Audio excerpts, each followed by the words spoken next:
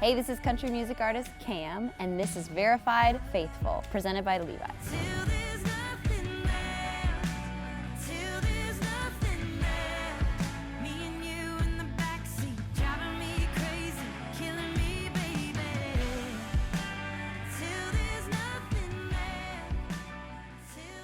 I grew up in the Bay Area, specifically in Lafayette, California, in the East Bay. I loved growing up there. It was quaint and beautiful. A lot of my best friends for life I met being there and going to school there. It's so funny when you're growing up, you're like, oh, this small town. And then when you get out of it, you're like, God, that was awesome. Lafayette, California. So when I go back now, like when I first got started in music, I'd play like these little clubs in Oakland or kind of these really divey spots in San Francisco, and they're not there anymore. You know, it's all like shifting and changing. I mean, I love going to like a lot of specific places, but one that I can think of that's super magical is I used to work at UC Berkeley at a lab, and right as you're getting off the freeway, there's this really pretty kind of overpass where you can look out and you see the skyline of the city. And if it's a nice day, like the sunset, and you can see the bridges, and it's just so beautiful. And it's something when you're there and you're seeing it all the time, you take for granted, but coming back home, it's like, this is unreal. Like this used to be my like drive to work. To me, the Bay Area is progressive minded. It's a pretty temperate place to live, but you know that even in the summertime, you need a jacket. And you wear flip-flops even though you should probably wear shoes. I think there's a certain culture. It's hard to describe, but now being in Nashville and in the South, I realize there's a certain way of being and connecting with each other that we have in the Bay Area. It comes natural when you're there, and when you're not there, you're like, oh, people don't do it like that anywhere else. When I was little, my dad always sang growing up, and I was part of the Contra Costa Children's Choir, so I was singing, and I loved singing. And I think when I was really little, I thought being a singer would be amazing, but my parents were very practical. They're like, you gotta get a real job, and I went into psychology research, and I asked my professor, what do you think I should do? Should I stick with psychology, or should I go into music? Because I've always loved music. And she said, picture yourself 80 years old. What would you regret having missed out on, psychology or music?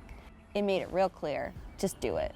Everybody from home is like cheered me on this entire time, which I thought was so cool. It's like the biggest responsibility to make them proud, you know, because I know that all of them were so invested in seeing me win, which I feel like it's fun to celebrate together, you know.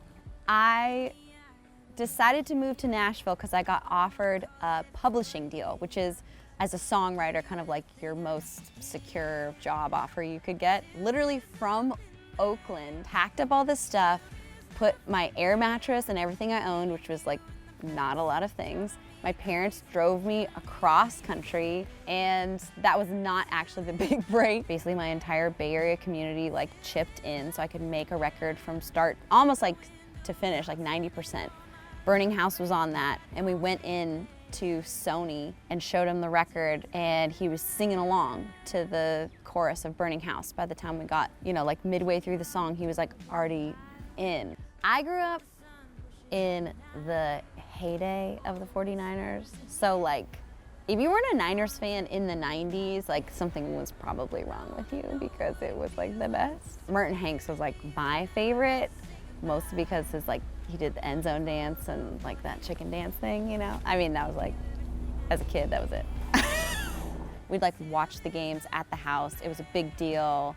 Like everybody would dress up. Recently, when Levi Stadium opened up, I got to go see a Kenny Chesney concert there. That is a beautiful stadium. Like that was a really fun thing to go see. So I'm super excited to see an actual game in that stadium. I asked them to do this donation specifically to Women's Audio Mission because Terry Winston started this. It's a space that in music, you don't see a lot of women in a lot of spaces, but especially in the studio. And so what she did after kind of experiencing what it was like for herself in the industry, set up a studio for women, non-binary folks, like they're the ones touching the knobs, setting up the mics, learning how to do it, and running their own sessions. And this is incredibly important because it can be a really intimidating space. It's been identified as a spot that we need to be working on, you know, by the Grammys, and there's not a lot of people that do things from the ground up like that, and I'm proud that that's my Bay Area buddy doing it. So I just became a new mom, and it turns out mom jeans are in, so I'm told.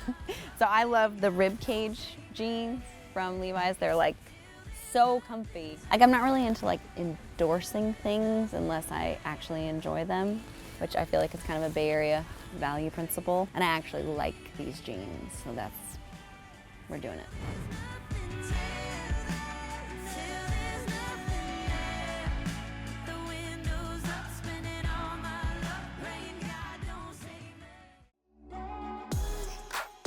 Thank you.